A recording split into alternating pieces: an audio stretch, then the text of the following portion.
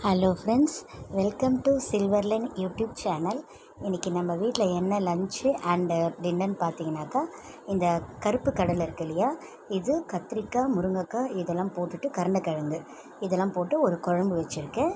அதுக்கப்புறம் கொத்தமல்லி, கொஞ்சம் கருவேப்பிலை, தேங்காய் அதெல்லாம் போட்டு ஒரு தொகையில் அரைச்சிருக்கேன். பாருங்கள், இந்த கடலையை நைட்டே நான் ஊற வச்சுட்டேன். ஸோ மார்னிங் ஒரு 5 விசில் கொடுத்தோன்னே அது நல்லா வெந்துட்டுருக்கு.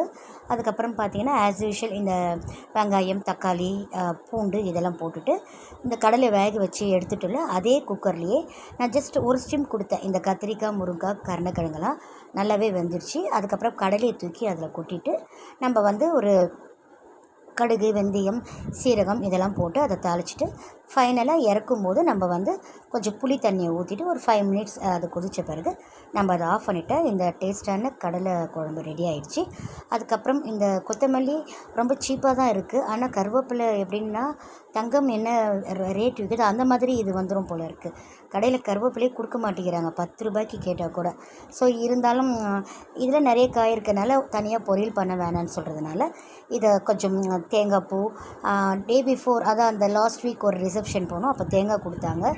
ஸோ அந்த தேங்காய் பூ இதெல்லாம் வச்சுட்டு பெருங்காயத்தூள் இதெல்லாம் போட்டு கொஞ்சம் புளி வைக்கணும், கல் உப்பு போட்டு ஒரு தொகையில்.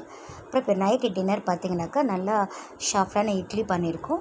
அதுக்கு மேட்சிங்காக பார்த்திங்கன்னா இந்த குட்டி ஆனியன், சின்ன வெங்காயம்னு சொல்லுவாங்க, சாம்பார் வெங்காயம், அது நிறைய பூண்டு, கொஞ்சம் காஞ்ச மிளகாய் அதுக்கேற்ற மாதிரி போட்டு நல்லெண்ணெய் ஊற்றி கருவேப்பிலெல்லாம் போட்டு தாளித்து ஒரு சைட் டிஷ் பண்ணியிருக்கேன். ஸோ இது ரொம்ப சூப்பராக இருக்கும். தேங்க்ஸ் ஃபார் வாட்சிங்.